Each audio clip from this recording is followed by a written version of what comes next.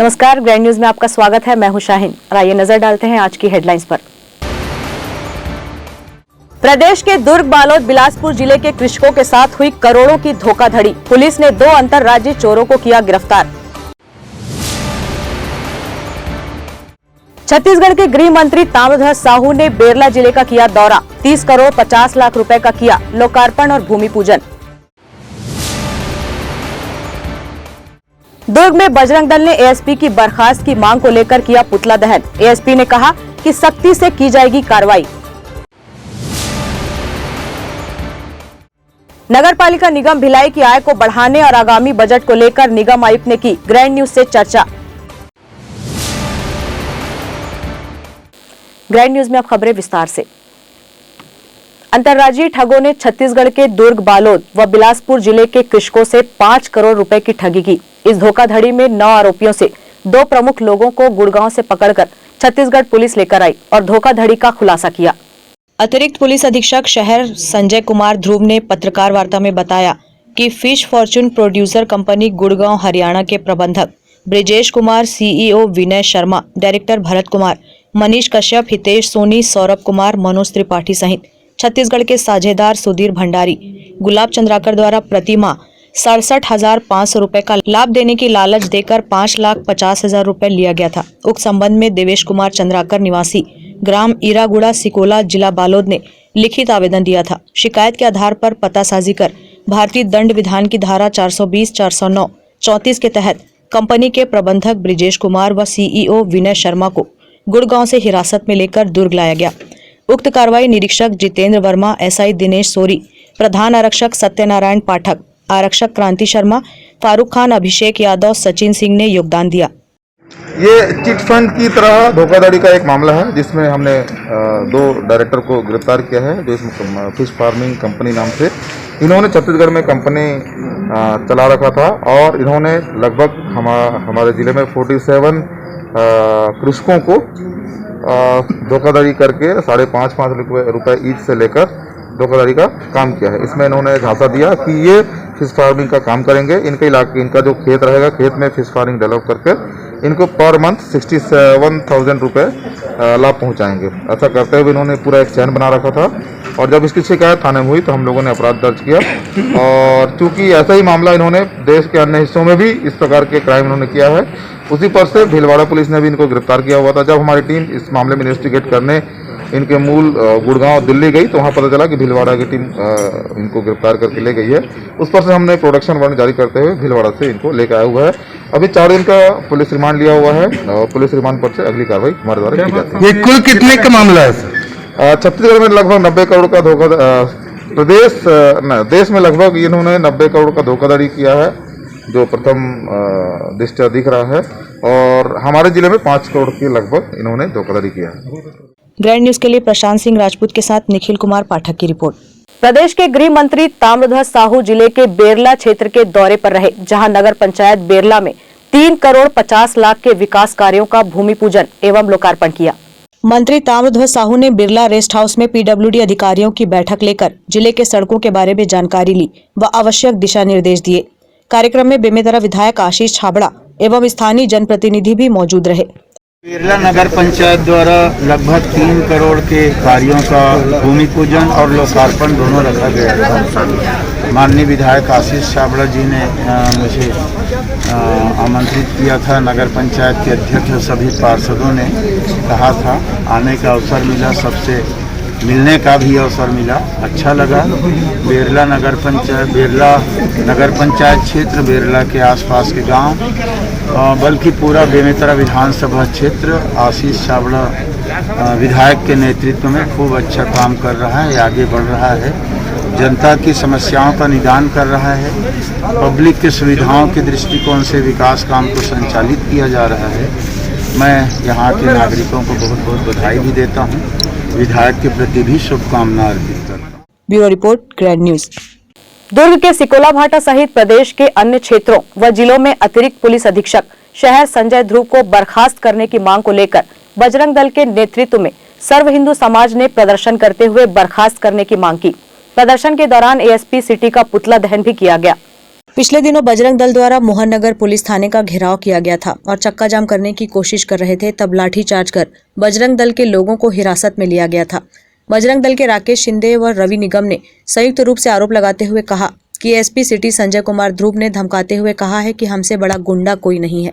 बजरंग दल कार्यकर्ताओं पर की गई लाठीचार्ज एवं अतिरिक्त पुलिस अधीक्षक द्वारा मुझसे बड़ा गुंडा कोई नहीं व अभद्र शब्दों का उपयोग करते हुए निहत्थे युवकों के साथ बर्बरता पूर्वक मारपीट की। उक्त पुलिसिया कार्रवाई की जांच पर तत्काल प्रभाव से एएसपी को बर्खास्त करने की मांग की। उल्लेखनीय है कि पिछले कुछ दिनों से दुर्ग में हनुमान मंदिर को हटाने को लेकर बजरंग दल के कार्यकर्ता और प्रशासन के मध्य विवाद गहराया हुआ है, जिसके चलते बजरंग दल के कार्यकर्ताओं द्वारा शांतिपूर्वक धरना दिया जा रहा था। सर्व हिंदू समाज किसी भी प्रशासनिक अधिकारी द्वारा इस तरह के कृत्य को कभी बर्दाश्त नहीं करेगा। इस घटना से संपूर्ण छत्तीसगढ़ के हिंदू समाज में आक्रोश व्याप्त हो चुका है। एएसपी की कार्रवाई का विरोध नगपुरा, टेमरी, चरोदा, बिलासपुर सहित बस्तर जिलों में भी विरोध प्रदर्शन हुआ। एएसपी सिटी संजय कुमार ध्रुव ने न्यूज से चर्चा करते हुए कहा कि उग्र होते प्रदर्शन को शांत करने के लिए कार्रवाई की गई है, जिससे कानून व्यवस्था बनी रहे। कुछ दिनों पूर्व दुर्ग थाने का बजरंग दल के लोगों के द्वारा, उनके कार्यकर्ताओं के द्वारा एक अपराध कहानी को वापसी या अपराध कानून जो हमारे द्वारा किया गया है उसको खत्म करने को लेकर घेराव किया गया था। घेराव शांतिपूर्ण तरीके से चल रहा था और एसडीएम भी ज्ञापन लेने को वहां पर आ गए थे। उस बीच जो आंदोलनकारी है वो उग्र हो चुके थे और उनके द्वारा चक्का जाम की स्थिति निर्मित कर दी गई थी। ऐसी स्थिति में हमारे द्वारा इनको बलपूर्वक रोड से हटाया गया और उसी पर से इनके खिलाफ सड़क रोकने, आवागमन बाधित करने को लेकर आपराधिक काम किया गया और अपराध कायमी के उपरांत और हमारे द्वारा बलपूर्वक गिरफ्तार किए जाने के उपरांत उनके हो सकता है समर्थक लोगों के द्वारा इस प्रकार की बातें कही जा रही है। इस बारे में अभी मेरे पास ज्यादा जानकारी नहीं है। ग्रैंड न्यूज के लिए अतुल शर्मा के साथ निखिल कुमार पाठक की रिपोर्ट। नगरपालिका निगम भिलाई की आय को बढ़ाने और आगामी बजट को लेकर निगम आयुक्त प्रकाश कुमार सर्वे से ग्रैंड न्यूज ने विशेष चर्चा की। निगम आयुक्त प्रकाश कुमार सर्वे ने कहा कि कोरोना काल की वजह से निगम संपत्ति कर जमा नहीं करा पाई, जिसकी वजह से निगम की आय प्रभावित हुई है। उन्होंने कहा कि अब बड़े उद्योगपति व कॉलोनाइजर्स पर संपत्ति कर जमा कराने के लिए दबाव बनाया जा रहा है। श्री सर्वे ने कहा कि निगम भिलायंस को सुविधाएं दिलाने तत्पर रहेगा। अभी जो पुरानी योजनाएं जो निगम में चल रही थी, उन्हीं योजनाओं की समीक्षा के लिए अभी नई जो बॉडी आई है, माननीय महापौर जी द्वारा जोन वाइज समीक्षा की जा रही है और जो MIC मेंबर भी बने हैं, उन लोग भी जिस विभाग के हेड हैं, MIC हैं, उन विभागों की समीक्षा उन लोग कर रहे हैं। उसके बाद भी आगे कार्य योजना तैयार की जाएगी। अभी विगत 2-3 वर्षों से कोविड और कोरोना काल में लोगों का अपना जो रेवेन्यू कलेक्शन था थोड़ा डाउन हुआ है, लेकिन इस साल हम लोग प्रयास कर रहे हैं कि जो भी बकाया राशि है, जिन लोग हमारे संपत्ति करके बकाया हैं, जो बड़े बड़े व्यापारी हैं और जो इंडस्ट्रियल एरिया है, जो बड़े बकायेदार हैं संपत्ति करके, उसको हम लिस्टिंग किए हैं और इसको लिस्टिंग सबसे ज़्यादा जो जिसकी बकाया है उसको डोर टू डोर जाकर जाके या तो फिर फाइन लगा रहे हैं या तो फिर कुर्की वारंट जारी करने की भी तैयारी चल रही है। अभी आगामी 1-2 माह में बजट की सभा होने वाली है। इस बजट की सभा की तैयारी के लिए हमने अपने पूरे जोन वाइज में जानकारी मंगाए हैं कि आपको किस मद में क्या बजट चाहिए, उनके पहले आय कितना था, व्यय कितना, उसकी जानकारी संकलित की जा रही है। उसके बाद भी इसकी कार्रवाई होगी। ये आपके द्वारा मुझे पता चल रहा है। अगर जिस व्यक्ति को ऐसा कुछ होता है तो व्यक्ति को आके मेरे से बात करना चाहिए, शिकायत करना चाहिए, ताकि हम विधि सम्मत कार्रवाई कर सकें। आय को बढ़ाने के लिए अपन बताएं आपको, जितने भी कमर्शियल बिल्डिंग्स हो गए, रेसिडेंशियल बिल्डिंग्स हो गए, जो बकाया उनकी संपत्ति कर है, उसकी हम समीक्षा कर रहे हैं, जिसकी वसूली नहीं हुई है और उनको फिर वसूली के लिए नोटिस भी जारी हुआ है। नहीं हुआ तो आगे कुर्की वारंट जारी करेंगे। सफाई की व्यवस्था कंटिन्यू जारी है और आपको जैसा कोई पर्टिकुलर जगह बता देंगे तो हम उसको सफाई भी करा देंगे। ग्रैंड न्यूज के लिए प्रशांत सिंह राजपूत के साथ निखिल कुमार पाठक की रिपोर्ट। छत्तीसगढ़ अधिकारी कर्मचारी फेडरेशन के बैनर तले प्रदेश स्तरीय प्रदर्शन कर जिला कार्यालय में विरोध दर्ज किया गया, जिसमें सैकड़ों कर्मचारी मौजूद रहे। 14 सूत्रीय मांगों को लेकर छत्तीसगढ़ अधिकारी कर्मचारी फेडरेशन के तले दुर्ग जिला मुख्यालय में सैकड़ों कर्मचारियों ने शनिवार को अपना विरोध दर्ज कराया और 28 से 29 जनवरी तक काली पट्टी लगाकर कार्य करने का निर्णय लिया। 14 सूत्रीय मांगों में कर्मचारियों की 2 मांगे प्रमुख रही, जिसमें केंद्र के समान 31% महंगाई भत्ता, 7वें वेतनमान पर गृह भाड़ा भत्ता देने की मांग की गई। 28 व 29 जनवरी को काली पट्टी लगाकर आंदोलन करने के बाद 28 से 31 जनवरी तक ट्विटर महाअभियान चलाने का निर्णय कर्मचारियों ने लिया है। इसके बाद भी यदि उनकी मांगे पूरी नहीं होती तो आगामी दिनों में और उचित कदम उठाने की बातें कर्मचारियों द्वारा कही गई है। आंदोलन को लेकर छत्तीसगढ़ कर्मचारी अधिकारी फेडरेशन के संयोजक विजय लहरे ने अपनी बातें कुछ इस तरह से रखी। छत्तीसगढ़ कर्मचारी अधिकारी फेडरेशन के बैनर तले पूरे छत्तीसगढ़ में कर्मचारियों के जायज़ मांगों के लिए पूरे तहसील से लेकर के जिला तक में हमारे कर्मचारी साथियों द्वारा सरकार के विरुद्ध में अपनी मांगों को लेकर के हम अपनी बात रखने के लिए 28 से 29 जनवरी को काली पट्टी लगा करके सरकार को अपना विरोध प्रदर्शन कर रहे हैं। विशेषकर 2 मांगों को लेकर के कर्मचारी संगठन मांग कर रहे हैं, जिसमें 31% महंगाई भत्ता, केंद्र के समान महंगाई भत्ता और गृह भाड़ा भत्ता के लिए हमारा मांग है। बाकी सारे संगठनों के जो मांग है 14 सूत्री मांग विशेषकर फेडरेशन के द्वारा रखा गया था, वो यथावत है ही, जिसमें वेतन विसंगति से लेकर के नियमित कर्मचारियों को नियमित करने संबंधी और भी पुरानी पेंशन बहाल करने संबंधी वो सब मांग ही है। लेकिन उन सब में से ये 2 मांग को हम प्रमुखता रखे हैं, जिसके विरोध में आज हम सब जिले कार्यालय में घूम करके हमारे साथी लोग काली पट्टी लगाए हुए हैं। अपने काम करते हुए काली पट्टी लगा करके विरोध प्रदर्शन कर रहे हैं और 28 से 31 तारीख तक पूरे ट्विटर अभियान के माध्यम से लगभग इस जिले से 10,000 कर्मचारी ट्वीट के माध्यम से माननीय मुख्यमंत्री जी को हमें चाहिए न्याय करके ट्वीट करेंगे। यदि आपकी मांगे पूरी नहीं होती तो आगे आप क्या करेंगे? मांगे पूरी नहीं होती है तो प्रदेश फेडरेशन के द्वारा जो निर्णय लिया जाएगा उसके अनुसार फिर हम अपने जिले में फिर से आंदोलन की बात आएगी, फिर आंदोलन करेंगे। अपना परिचय दीजिए। मैं विजय लहरे, संयोजक छत्तीसगढ़ कर्मचारी अधिकारी फेडरेशन। फिलहाल समस्त कर्मचारियों ने अपना विरोध दर्ज कर अपनी मांगे प्रशासन तक पहुंचा दी है। अब देखना होगा प्रशासन इनकी मांगों को कितनी गंभीरता से लेता है। ग्रैंड न्यूज के लिए दुर्ग से वीना दुबे की रिपोर्ट। वक्त है एक ब्रेक का, आप देखते रहिए ग्रैंड न्यूज। मैं जब अपने बालों को कोम करती थी तो मेरे काफी ज्यादा बाल कोम्बिंग से टूट जाते थे और सीजनल चेंजेस की वजह से डैंड्रफ भी होता था। फैमिली में भी कुछ लोगों को ये प्रॉब्लम थी। तब मुझे मेरी फ्रेंड ने वास्तु गुरुजी हेयर ऑयल सजेस्ट किया, जिसके सिर्फ 2 यूजेस बाद ही मुझे ऐसा लगा जैसे मेरी स्कैल्प क्लीन महसूस हो रही है और सिर्फ 4 वॉशेस बाद ही मेरी हेयर फॉल और डैंड्रफ की प्रॉब्लम ऑलमोस्ट जड़ से खत्म हो गई। और इस ऑयल की सबसे अच्छी बात यह है कि ये होममेड है और उससे भी अच्छी बात यह है कि ये वर्क करता है।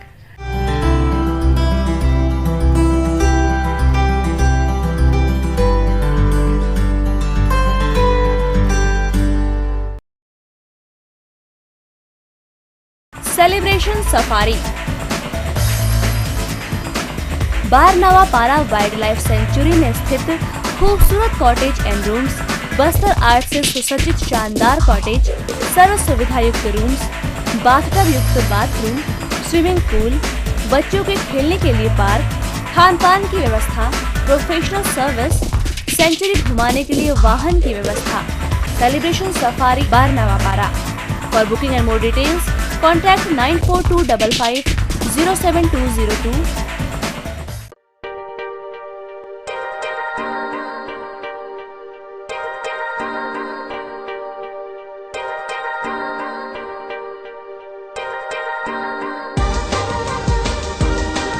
Relationships are forever.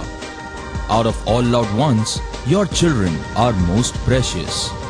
One of our biggest dreams is to give our children's marriage the top in luxury and facility.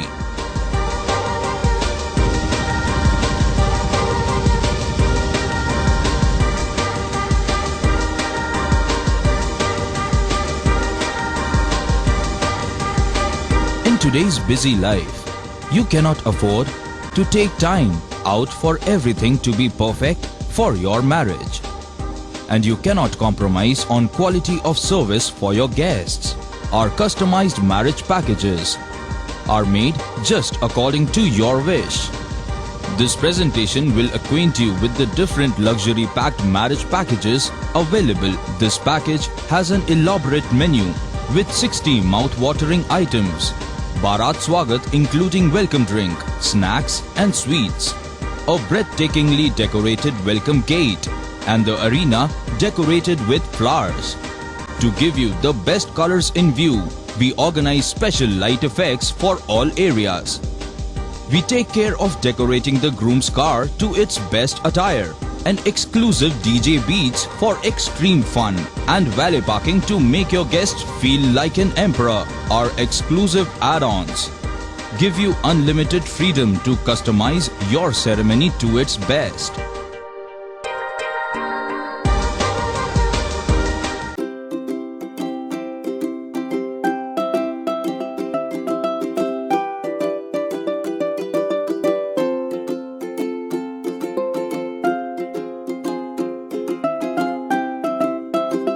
Break के बाद आपका स्वागत है। एनटीपीसी परीक्षा के छात्रों पर लाठीचार्ज के खिलाफ पूरे देश में छात्र हित में एनएसयूआई प्रदर्शन कर रही है। इसी कड़ी में एनएसयूआई के राष्ट्रीय अध्यक्ष नीरज कुंदन के आह्वान पर व प्रदेश अध्यक्ष एनएसयूआई नीरज पांडे के मार्गदर्शन में दुर्ग रेलवे स्टेशन में दुर्ग जिला एनएसयूआई के कार्यकर्ताओं के तत्वाधान में केंद्र की मोदी सरकार के तानाशाही रवैये को लेकर प्रदर्शन किया गया। एनएसयूआई के द्वारा उग्र प्रदर्शन कर मांग की गई कि जिस प्रकार एनटीपीसी के छात्रों के साथ पुलिस द्वारा लाठीचार्ज किया गया है, इसको लेकर दुर्ग में एनएसयूआई द्वारा केंद्र सरकार के खिलाफ रेलवे स्टेशन में अपना विरोध प्रदर्शन किया व मांग की गई कि सभी छात्रों को कंपटीशन परीक्षा में अतिरिक्त अवसर मिले। अगर यह मांग नहीं मानी जाती तो पूरे देश भर के एनएसयूआई के छात्र दिल्ली में उग्र आंदोलन करेंगे। जिस प्रकार से केंद्र की मोदी सरकार देश के छात्रों के साथ दुर्व्यवहार कर रही है, उसे लेकर केंद्रीय नेतृत्व के आदेश पर पूरे देश व प्रदेश भर में एनएसयूआई के कार्यकर्ता रेलवे स्टेशन पर मोदी सरकार के खिलाफ विरोध प्रदर्शन किया गया। प्रदर्शनकारियों का कहना था कि पुलिस की लाठियां व जेल की सलाखों से छात्र क्रांति की आवाज दबने वाली नहीं है। हम सदैव छात्र हित में खड़े हैं, खड़े थे और खड़े रहेंगे। प्रदर्शन को लेकर एनएसयूआई के प्रदेश उपाध्यक्ष सोनू साहू ने कुछ इस तरह की जानकारियां दी। एनटीपीसी परीक्षार्थियों पर 25 जनवरी को उन्होंने अपने अधिकार की लड़ाई के लिए पटना पे धरना प्रदर्शन कर रहे थे। उस टाइम जिला प्रशासन द्वारा उस स्टूडेंट के ऊपर लाठी चार्ज किए। साथ ही इसमें हमारे एनएसयूआई के राष्ट्रीय अध्यक्ष नीरज कुंदन जी और प्रदेश अध्यक्ष नीरज पांडे जी के निर्देश पर कल दुर्ग एनएसयूआई के तत्वाधान में दुर्ग रेलवे स्टेशन पर भी इसका विरोध प्रदर्शन किया गया, जिसमें हम इस सरकार से मांग करते हैं कि एनटीपीसी का संशोधित परिणाम जारी करे, ग्रुप डी परीक्षा में CPT 2 हटाया जाए, नीट पीजी परीक्षा स्थगित की जाए, सभी छात्रों को अतिरिक्त अवसर दिया जाए। साथ ही जो छात्र अपने नौकरी के लिए अगर सरकार से, केंद्र की मोदी सरकार से अपना अधिकार मांग रहे हैं, तो नौकरी के लिए दर दर भटक रहे हैं। RPTPC का जो एग्ज़ाम है उस पर उन्होंने गलत तरीके से रिजल्ट जारी कर आज छात्रों के साथ जो छल करने का काम कर रहे हैं, उसी के स्थिति को देखते हुए आज पूरे एनएसयूआई द्वारा पूरे प्रदेश भर में इस तानाशाही सरकार के विरोध में छात्रों के हक के लिए, उनके अधिकार के लिए लगातार प्रदर्शन किया जा रहा है। और यह प्रदर्शन तब तक चलेगा जब तक सरकार अपने उन घोषणा जो उनके परिणाम घोषित किए जब तक उसको वापस नहीं लिया जा सकता। ग्रैंड न्यूज के लिए दुर्ग से वीना दुबे की रिपोर्ट। पुलिस एवं प्रशासनिक टीम द्वारा संयुक्त रूप से जिले में अवैध रेत परिवहन करते हुए 37 हाईवा वाहनों के विरुद्ध कार्रवाई की गई, जिसके तहत आज पुलिस महानिरीक्षक दुर्ग रेंज OP पाल के मार्गदर्शन पर जिले के कलेक्टर एवं जिला दंडाधिकारी एवं पुलिस अधीक्षक धर्मेंद्र सिंह के दिशा निर्देश पर पुलिस एवं प्रशासनिक टीम द्वारा संयुक्त कार्रवाई करते हुए अवैध रूप से रेत परिवहन एवं ओवरलोड चलाने वाली 37 हाईवा वाहनों के विरुद्ध वैधानिक कार्रवाई की गई तथा इसी तरह लगातार अवैध रेत उत्खनन के विरुद्ध कार्रवाई जारी रहेगी। मंत्री जी महोदय के निर्देश पर पुलिस और प्रशासन की संयुक्त टीम के द्वारा 37 वाहनों को जब्त किया गया है और इनमें जो माइनिंग विभाग द्वारा और प्रशासन द्वारा और पुलिस द्वारा संयुक्त रूप से कार्रवाई की जाए। लोड में हैं कुछ और एक ही रॉयल्टी पर्ची पर 2-3 बार निकाल रहे हैं लोग अवैध खनन। वैधानिक कार्रवाई में जुर्माने ही मेन रूप से इन पर DM साहब करेंगे कुछ जुर्माना, कुछ अगर वैसा होगा तो हम सिविल कोर्ट में जी। आज जिले में कैसा कार्रवाई हुआ? देखिए, माननीय मुख्यमंत्री जी द्वारा अवैध उत्खनन, परिवहन और स्टोरेज जो होता है उसके खिलाफ कार्रवाई करने के हमें निर्देश दिए गए हैं। क्योंकि उसके परिप्रेक्ष्य में हमें जो पुलिस विभाग की टीम है, रेवेन्यू की टीम है, उनके द्वारा टीम बना के हम सभी जगह पे कार्रवाई कर रहे हैं। सुबह से हमने 12-1 बजे से कार्रवाई करना चालू कर दिया है, आगे भी कार्रवाई करेंगे और माननीय मुख्यमंत्री जी द्वारा जो निर्देश दिए गए उसका हम पालन करेंगे। अभी तक हम लोगों ने 36 वाहनों को अभी कार्रवाई की है। उसमें बहुत सारे ओवरलोड भी हैं, जिनके पास पर्ची है तो एक पर्ची पे बहुत बार वो वही ट्रांसपोर्ट करते हैं। पर्ची जायज़ है कि नहीं उसका भी वेरिफिकेशन करेंगे। अगर वो नियम के अनुसार पाया जाता है तो कोई ये नहीं, लेकिन नियम के अनुसार नहीं पाया जाता है तो उसमें हम खनिज अधिनियम के अंतर्गत और ओवरलोडिंग के अंतर्गत और RPM के अंतर्गत कार्रवाई तो आगे भी जारी रहेगी सर? बिल्कुल जारी रहेगी। माननीय मुख्यमंत्री जी का निर्देश है आप जब तक आगे उत्खनन कम नहीं होता है हम उसकी लगातार कार्रवाई। Bureau report, grand news. सड़क पर अतिक्रमण कर दुकानदारी करने वालों के खिलाफ नगर निगम और यातायात विभाग की टीम ने राजनांदगांव शहर के गुड़ाखू लाइन में कार्रवाई करते हुए अतिक्रमण को तोड़ा और सड़क तक फैलाकर दुकानदारी करने वालों के खिलाफ चालानी कार्रवाई भी की।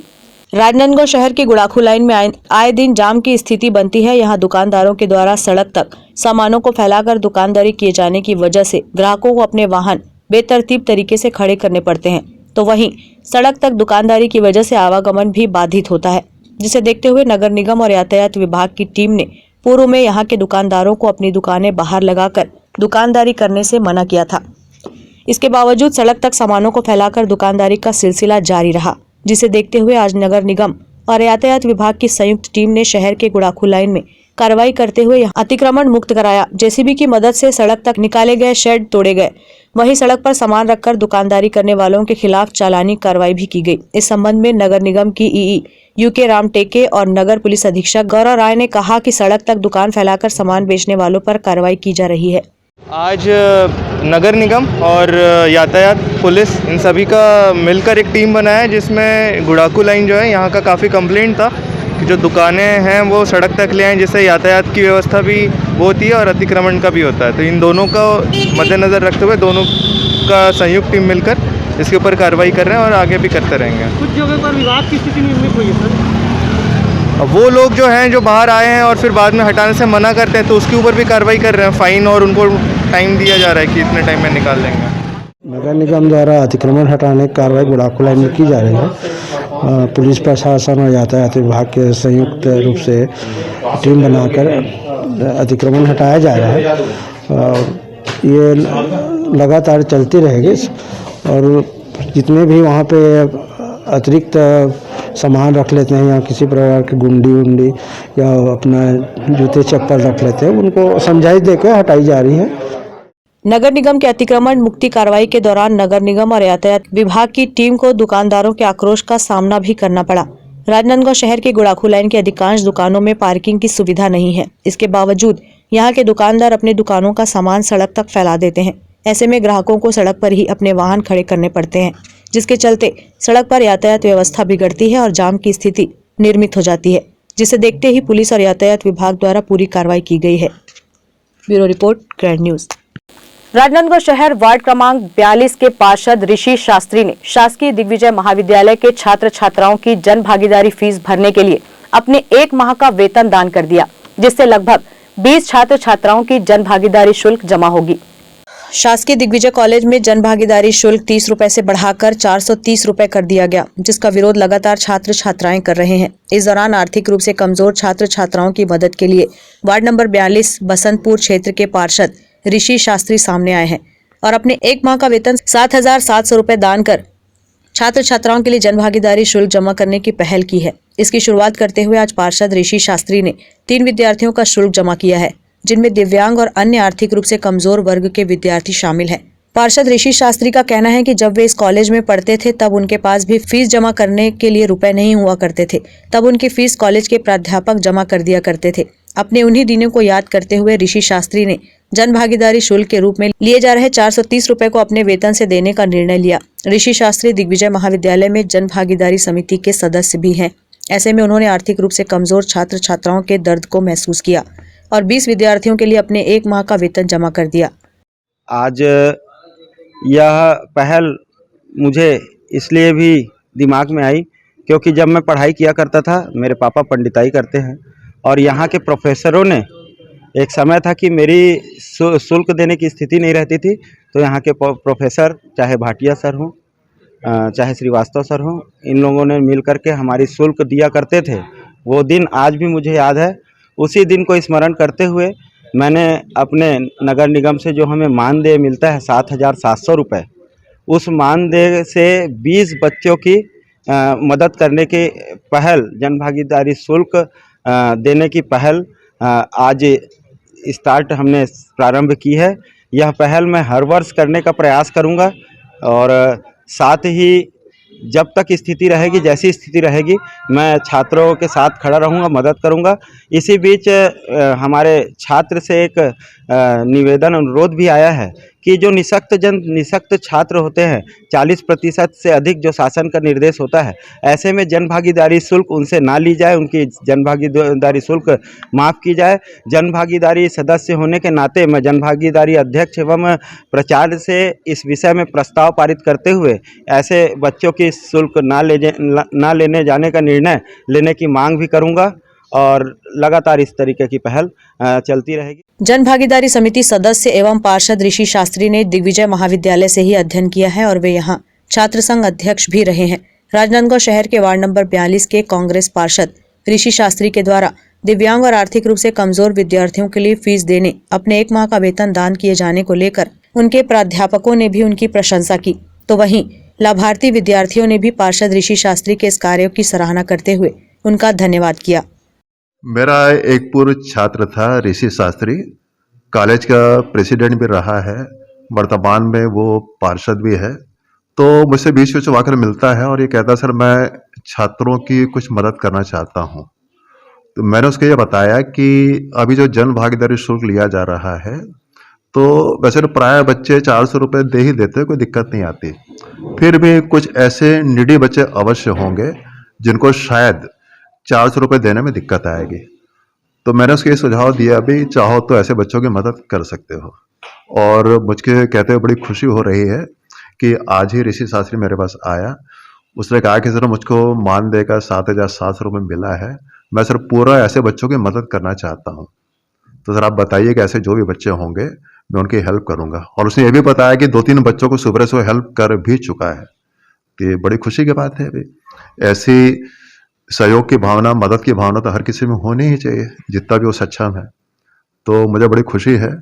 और अभी चूंकि 2-3 बच्चों को उसने मदद की है और भी कुछ बच्चे आएंगे, जितना फंड अवेलेबल है उसके नाम से, ऋषि के नाम से, उन बच्चों की मदद इससे होगी। ये वास्तव में बड़ी खुशी की बात है और फख्र की बात है कि ऐसी सोच उसमें है।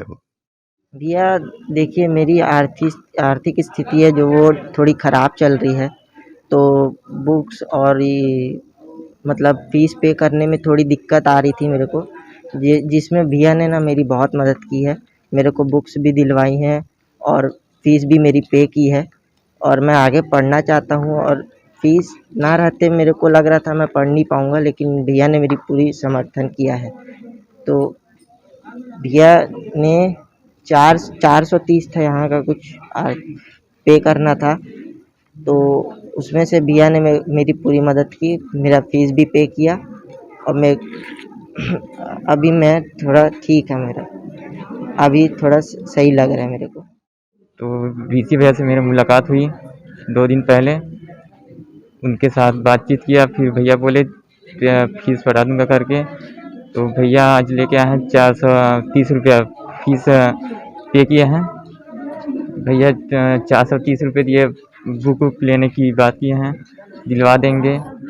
पार्षद ऋषि शास्त्री समाज सेवा के काम में निरंतर जुटे रहते हैं। वहीं वह शहर में पशु प्रेमी के नाम से भी जाने जाते हैं। गौ सेवा के क्षेत्र में आगे रहने वाले ऋषि शास्त्री ने जन भागीदारी शुल्क जमा नहीं कर पाने वाले विद्यार्थियों की मदद के लिए अपना हाथ बढ़ाया और उन्होंने 20 छात्र छात्राओं की प्रवेश शुल्क जमा करने का जिम्मा भी उठाया है।